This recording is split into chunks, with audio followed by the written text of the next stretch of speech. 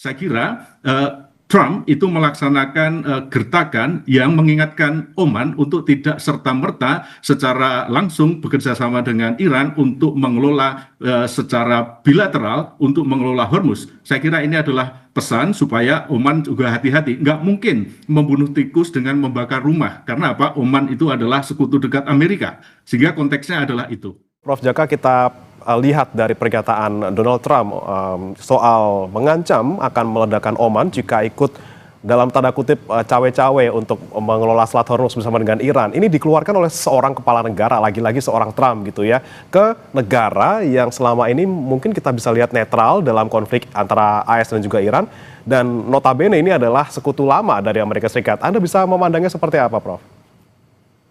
Pertama, apa yang dilakukan Donald Trump saat sekarang itu melaksanakan kebijakan yang disebut sebagai GNT, gertak, nego, tawar. Nah, dalam konteks ini saya melihat bahwa apa yang disampaikan oleh Trump itu adalah sebuah penekanan dari Muscat Framework yang disampaikan oleh Oman untuk mengelola pengelolaan Selat Hormuz secara bersama-sama. Nah, intinya saat sekarang yang menjadi pertanyaan, bagaimana Muscat Framework ini digunakan untuk mengelola Selat Hormuz antara Oman dengan Iran. Ini yang menjadi pertanyaan gede. Sehingga ini pesannya jelas bahwa Amerika ingin mendudukkan Oman sesuai dengan ketentuan hukum laut internasional 1982 bahwa Selat Hormuz itu adalah selat yang digunakan untuk international navigation sehingga kepentingan masyarakat internasional dapat dijaga. Saya kira Trump itu melaksanakan gertakan yang mengingatkan Oman untuk tidak serta-merta secara langsung bekerja sama dengan Iran untuk mengelola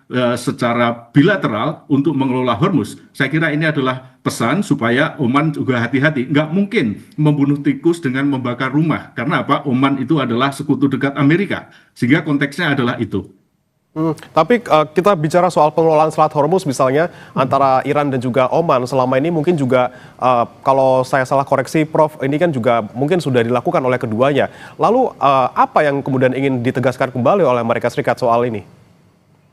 Pertama adalah freedom of navigation, bahwa selat used for international navigation itu tidak boleh ada pungutan ataupun pengambilan secara pihak oleh negara pantai. Saya kira ini pesannya jelas. Walaupun kita tahu bahwa Iran itu adalah anggota Konvensi Hukum Laut 1958 yang menganggap Selat Hormuz itu adalah laut teritorialnya. Sehingga ini memang terjadi bukan tetapi adalah perbedaan pendapat terkait dengan Iran, terkait dengan Oman, yang saat sekarang Oman itu juga anggota UNCLOS, diingatkan oleh Amerika supaya satu, tidak melaksanakan apa yang disebut sebagai pungutan terhadap Selat Hormuz. Saya kira pengingat Amerika ini adalah sesuai dengan hukum laut internasional yang ingin menegakkan bahwa Selat Hormuz itu adalah selat used for international navigation.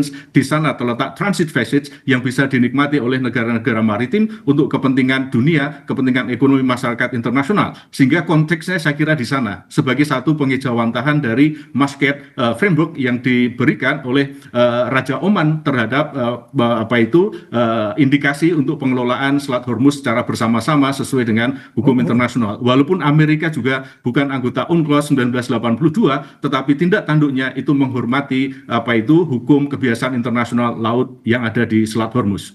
Baik, saya ke Pak Mustafa. Pak Mustafa, benarkah ini hanya gertakan Trump semata, kita tidak bisa anggap serius, ataukah malah justru ini menjadi potensi adanya perang baru di kawasan? Ya, dalam situasi seperti sekarang, tentu bisa juga disebut bahwa apa yang disampaikan Trump itu adalah sebuah gertakan ya, sebuah gertakan. Tapi saya setuju dengan apa yang disampaikan Profesor tadi, bahwa kalau berbicara tentang Selat Hormuz itu adalah masalah freedom of negotiation dan ada hukum internasional yang sudah disebutkan tadi ya.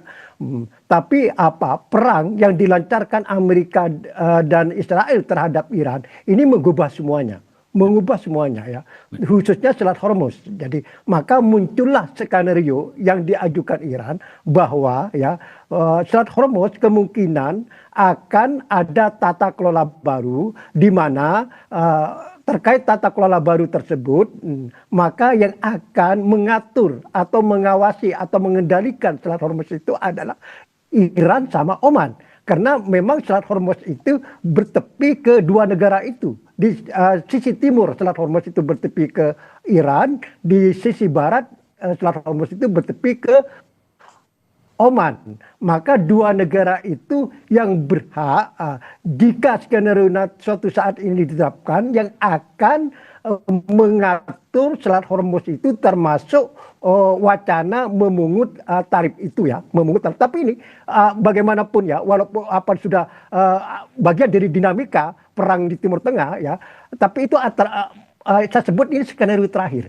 Sekali lagi ini skenario terakhir jika semua skenario pertama yang kedua itu gagal, misalnya perundingan khususnya yang sekarang masih berlangsung ya, masih berlangsung bahkan pagi ini hari Jumat ini Amerika dan Iran ya, tapi ini masih sebatas media mengklaim mencapai kesepahaman secara prinsip memperpanjang gencatan senjata selama 60 hari.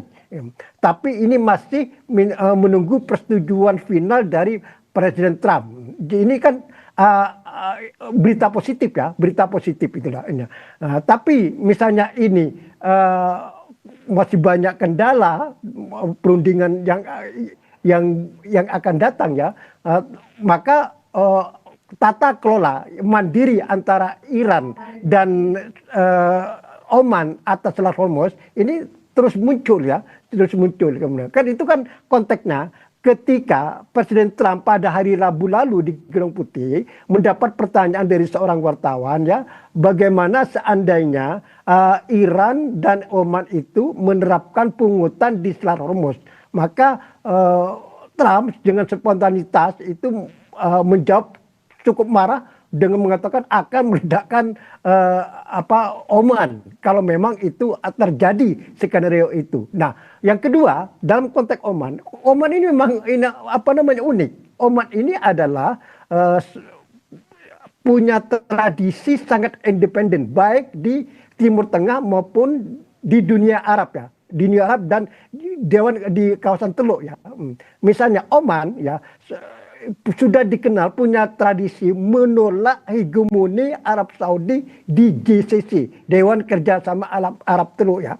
Saudi sebagai negara terbesar di kawasan Arab Teluk ini punya ya biasalah ingin mendominasi, ingin menguasai, ingin mengontrol keputusan. Tapi Oman sebagai negara kecil dan secara ekonomi paling miskin di antara 6 negara Arab Teluk, dia selalu menolak, selalu bersikap independen itu di kawasan Arab Teluk. Kemudian di tingkat dunia Arab ketika Israel dan Mesir mendatangi kesepakatan damai di Camp David pada 1979, semua negara Arab itu memutus hubungan diplomatik dengan Mesir kecuali Oman.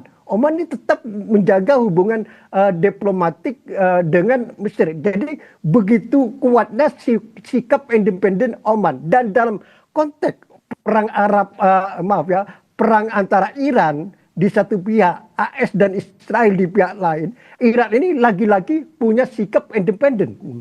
Kalau negara-negara Arab Teluk lain selalu berkomentar, selalu berteriak menolak pembatasan Selat Hormuz dan selalu menyerukan pembebasan lalu lintas di Selat Hormuz. Nah, Oman ini sikapnya agak samar-samar dan ketika ketika Iran mengeluarkan atau mengangkat isu tata kelola baru di Selat Hormuz yang akan dibagi dua antara Iran sama Oman ya, Oman ini sekali lagi pasif dan cenderungnya ya setuju kelihatannya gitulah.